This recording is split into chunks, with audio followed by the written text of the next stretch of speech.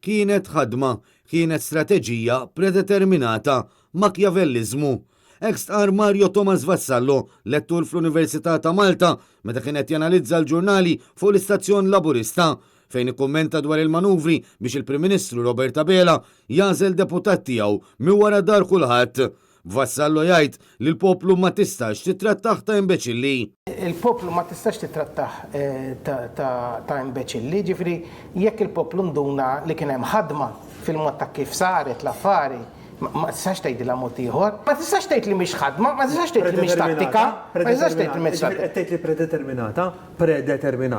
Maħsuba, intenzjonata. Mhux hekk? Fuq televiżjoni Laburista, Mario Thomas Vassallo insista għal aktar minn darba li din tal-co-option kienet ħadma. Bil-Prim Ministru jibqa' jiddefendi l-mossa li jagħmel fuq is-seba' distrett. Il-ġuramentu riżenja ta' Gavin Gulija mill-Parlament f'temp ta' 60 sekonda. Taraf li hemm differenza bejn co-option li tkun neċessarja biex jiġi elett kap ta' oppożizzjoni.